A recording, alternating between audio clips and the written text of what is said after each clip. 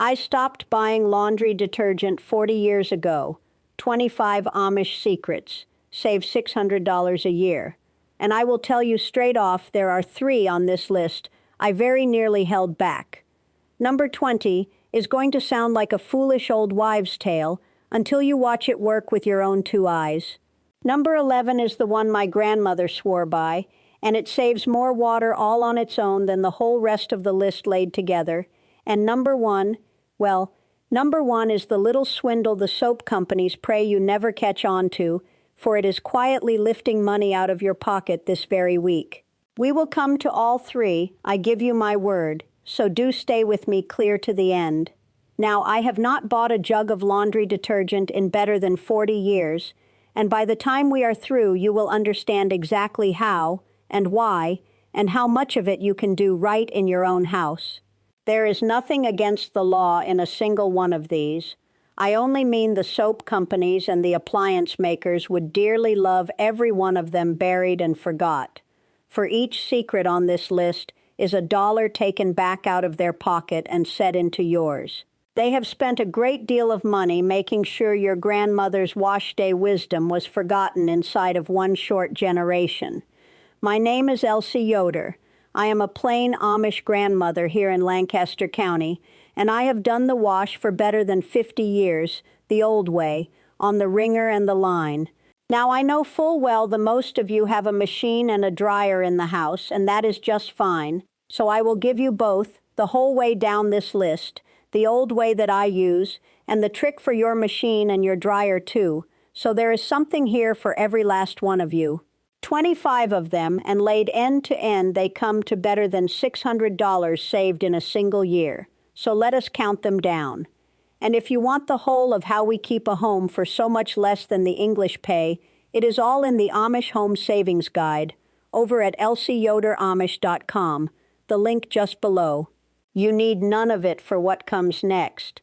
Number 25. Wash near every load in cold water.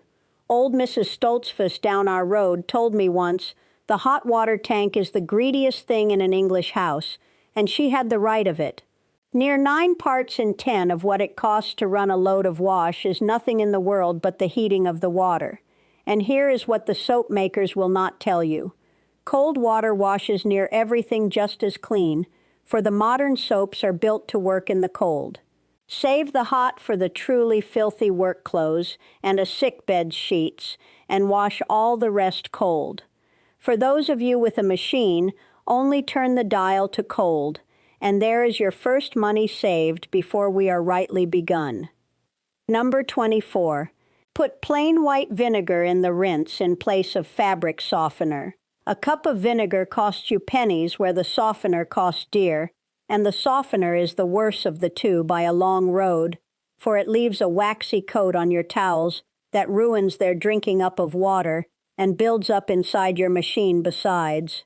A half cup of plain vinegar in the rinse softens the cloth, carries off the last of the soap, holds your colors bright, and rinses away clean with no smell at all. Do not fear it will leave your wash smelling of vinegar. It does not. It leaves it smelling of nothing, and nothing is exactly what truly clean smells of. Number 23. Cut your detergent in half and top it off with a 1/4 cup of baking soda. You are pouring in twice the soap you need, for the makers drew that line on the cap on purpose. Use half what they tell you, add a 1/4 cup of plain baking soda to make up the cleaning strength, and your wash comes out just as clean for half the cost of the soap. The soda also sweetens the load and softens the water, so the soap you do use works the better. Your jug of detergent lasts twice as long, and that is money kept in the jar. Number 22. Dry your wash out on the line from April clear through to October. Now this is my own way the whole year round, but for those of you who lean on a dryer, hear me close. This is the single secret on the whole list that saves you the most. That dryer is one of the hungriest machines in your house, and the sun and the wind will do its work for nothing at all, and leave your sheets smelling of the out-of-doors in a way no machine on earth ever could. Half the year, shut the dryer off entire and string a line. Your power bill will thank you, and so will your linens. Number 21. Set your reds and your darks with a cold salt water soak before ever their first wash. My husband's mother, Verna, learned this as a young bride and handed it on to me, and I have not lost a color since. A brand new red shirt or a pair of dark blue trousers will bleed its dye and go dull and gray the first few washes. So before that first wash, soak the new garment a half hour in cold water with a good half cup of plain salt stirred through it. The salt sets the dye down into the cloth so it holds fast, and your darks stay deep, and your reds stay true for years to come. Number 20. Brighten a basin of dingy white sheets with 5 plain aspirin. Now, I told you this one would sound like an old wives' tale, and I do not blame you a bit for doubting it. But here is the plain sense of it. An aspirin is salicylic acid, and that acid loosens the gray, soapy cast that builds up on whites over the years and washes it clean away. Crush 5 plain white aspirin, the cheapest kind there is, dissolve them in a basin of hot water, and soak your dingy whites a few hours or the night through. They come out brighter than any bluing or bleach will get them, and gentler on the cloth besides. Try it the once. You will not credit your own eyes. Number 19. Sun-bleach your yellowed pillowcases right there on the line. The sun is the oldest bleach there ever was, and it costs you not 1 cent, and it does not eat holes through your cloth the way the chlorine jug does. Pin your yellowed whites out wet on the line between 11 in the morning and 3 in the afternoon, when the sun stands highest, and let it draw the yellow right up out of them. A few good sunny afternoons and your pillowcases are white as the first snow, disinfected into the bargain, for the sun kills what hides down in the cloth. Number 18. For a sweat-yellowed collar or the rings gone yellow under the arms, soak it the night through in borax water. My Walt came in from the workyard with rings of yellow under both arms of every shirt he owned, and no ordinary wash would so much as touch it. A good handful of borax in a basin of warm water, the shirt left to soak in it the whole night long, and by morning the stain has let go its hold. Borax is a plain mineral, a few dollars for a box that lasts the year, and it is the old answer to the very stains the spray-on sticks never quite lift. Number 17. Stretch 1 fill of wash water clear across 2 whole loads. On the old wringer washer, this was simple as breathing, and it is the very heart of how the old folks washed a whole family's clothes on a few buckets of water. You start with your cleanest load, the whites and the good shirts, in the fresh soapy water. Then, instead of pouring that water away, you run your next dirtier load through the very same water, the everyday clothes, and only then do you let it go. 1 heating, 1 fill of soap, 2 loads done. For those of you with a machine, it is harder to manage, but if you wash by hand or in a tub, this one alone cuts your water and your soap clean in half. Number 16. Keep a bar of Fell's naphtha for grease and for ring around the collar. That plain yellow bar has been wrapped up in its paper since 1893, and it costs about $1, and it does what no fancy stain stick ever will. You wet the collar, you rub the dry bar right onto the grease or the ring, you work it in with your thumb, and you wash as you always would. It cuts the body oil and the grease the way not one other thing does. 1 bar lasts a year of collars, and a year of collars is a year of shirts saved out of the rag bin. Number 15. Make your own powdered detergent out of 3 plain things. This recipe came down out of a county pamphlet from 1948, and it has washed for my family ever since. You grate 1 bar of that Fell's naphtha soap, and you mix it in with 1 cup of borax and 1 cup of washing soda. That is the whole of it. A spoonful or 2 does a load, and the whole batch costs you a couple of dollars and washes for months and months on end. It is the single biggest saver of money on this entire list, for it does away with the detergent jug altogether, and that jug is the most of what an English family lays out on the wash. Number 14. In the cold months, dry your wash on a wooden rack near the stove. The folding rack with the cross bracing stood in every laundry in this country once, and there is no better thing on a winter's day. The heat off the wood stove or your radiator dries the wash for nothing, and here is the gift hidden in it. It puts the moisture back into the dry winter air of your house, so your throat and your skin and your houseplants are every one of them the better for it. For those of you with a dryer, set up a rack through the winter and you save the dryer and freshen the air of your home both at the once. Number 13. Use hydrogen peroxide in place of the chlorine bleach jug on your whites. That little brown bottle from the drugstore costs about $1.29, and it does the work of the whole gallon jug of bleach for a fraction of the price, and without the harsh fumes that take your breath and the strength that eats your cloth thin. A cup of it in with your whites brightens them and lifts the stains, and it breaks down into nothing but water and air, so it is gentle on you, on your cloth, and on the good ground besides.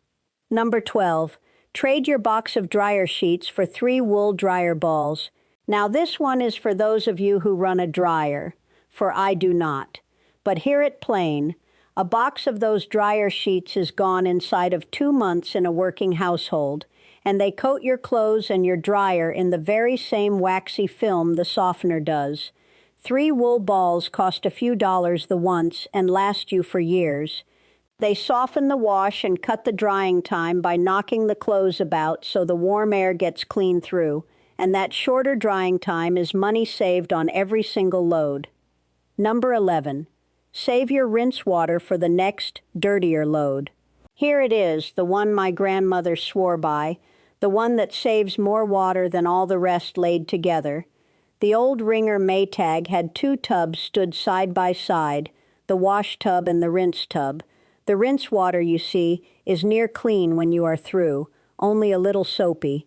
So you do not pour it down the drain, you save it, and it becomes the wash water for your next and dirtier load. 1 tub of fresh water can carry you clear through 3 and 4 loads that way, washing from the cleanest on down to the filthiest. The old folks never once washed any other way, for water was dear, and not a drop of it to be thrown out half-used. Number 10. Wash your jeans inside out, in cold water, to make them last for years. The denim makers will surely not tell you this, though the trick is older than they are. Turn your jeans inside out before ever they go in, and wash them cold, and the dye stays down in the cloth instead of fading and rubbing away, and the rough of the wash works on the inside where it does not show, instead of wearing the knees and the seat thin. A good pair of work jeans will last you twice as long, and a pair of jeans is no small money anymore. Number 9. A shirt worn the once is most often not dirty at all. Before you toss a button-down or a casual blouse into the wash basket after a single wearing, give it a sniff and a good look. If it is not soiled and not sweated through, hang it on the doorknob or the hook overnight to air, and wear it a second time. Half of what fills that wash basket was never dirty to begin with, and every load you do not run is water and soap and wear on the cloth, all of it saved. Number 8. For those of you with a dryer, clean the lint trap before every single load, and this one is not about the money, it is about your house. A clogged lint trap is one of the most common causes of a house fire there is, and the dryer makers bury that warning in the back of the manual where not a soul ever looks. Clear it every time, and once a year run a brush down the vent pipe behind it. It saves your drying time, yes, but far more than that, it may save your home and the lives inside it. Do not skip this one. Number 7. If your towels come out smelling sour and musty, reset them with a vinegar soak overnight. This is the trouble of the dryer folks especially. The soap and the softener build up down in the thick of a towel and trap the damp, and that is the sour smell, not any true dirt. Soak the towels the night through in a tub of hot water with 2 cups of plain vinegar, then wash them as usual with no soap at all that first time. They come out drinking up water like new and smelling of nothing. Do it once or twice a year and your towels last twice as long. Number 6. Use a little mesh bag for your bras, your hosiery, and your lace. Those little zip-top mesh bags sell 3 for $5 at the dollar store, and they pay for themselves the very first wash. The delicate things are what wear out and tear the fastest, snagged and twisted and stretched in with the heavy wash. Zipped into their own little bag, they come through whole and last for years. A few dollars the once against the steady cost of replacing every dainty thing that tears. Number 5. Keep a stick of white tailor's chalk for a fresh grease spot. Every seamstress in America once kept a stick of it tucked into her pincushion, for it works in a way not one other thing does. The moment a drop of grease lands on good cloth, before it has any time to set, rub plain white chalk right over it. The chalk drinks the grease up out of the fibers and holds on to it, and then it washes clean away and carries the grease off with it. A stick of chalk costs near nothing and saves a good garment from ruin. Number 4. Hand wash your wool sweaters and your silk blouses with plain baby shampoo. The good sweaters and the silk are what folks pay dear to send off to the cleaner, but you need not do it. That same tear-free baby shampoo that washes a newborn's head is gentle enough for wool and silk, for it is made to be kind to the most delicate thing there is. A teaspoon in a basin of cool water, a gentle press, never once a wring, and lay it flat to dry. You have done the cleaner's work at home for pennies and saved the cloth into the bargain. Number 3. For those of you with a machine, run it only when the drum is packed good and full. The makers want you running little loads, for that is more water, more power, more soap, more wear on the machine, every bit of it more money out of you and into them. A machine costs near the same to run full as it does half empty, so a half-empty load is half your money poured straight down the drain. Wait until you have a proper full load every time, and you cut the number of washes you run near in half across a year. Number 2. For a fresh ink stain, reach for the cornstarch before you reach for anything else at all. A pen lets go on a good shirt pocket, and the most of folks rub at it and only drive it in deeper. Do not. Sprinkle a good spoonful of plain cornstarch from the kitchen right onto the wet ink and let it sit. The cornstarch drinks the ink up out of the cloth before it can set into a stain, and then you brush it off and wash as usual. It has saved many a good shirt the rubbing would have ruined outright. And number 1, the little swindle the soap companies pray you never catch. Read the inside flap of your detergent box and find the true measure. Here is the whole quiet trick of it. The big scoop they hand you and the line they show you on the cap is far more soap than any load ever needs, 2 and 3 times over. They draw it that way on purpose, so your box runs empty the faster and you buy the sooner. But there, on the inside flap or the fine print on the back, is the real, smallest measure that actually cleans a load. It is a fraction of what that scoop holds. Use that true small amount, and not only does your box last 2 and 3 times as long, but your wash comes out cleaner, for too much soap leaves a residue behind that dulls and stiffens the cloth and never fully rinses free. Less soap, cleaner clothes, and a box that lasts you the season. That, of all of them, is the one they would most dearly like buried. So there you have it, 25 of them, every last one tried and true. Wash cold dry on the line, half your soap and a spoon of soda, make your own out of 3 plain things, and read the flap on the box, and you will be fair astonished, when you add it all up at the year's end, to find it comes to better than $600 kept in your own pocket, where it belongs and not in theirs. So now I would dearly love to hear from you. Tell me down in the comments which of the 25 you already knew, and which one you mean to try first. And tell me too what county you live in, for I read every single one of them. And no, there is nothing clever in any of this. It is only remembered. The women who kept these houses before us were not one bit wiser than you and I are.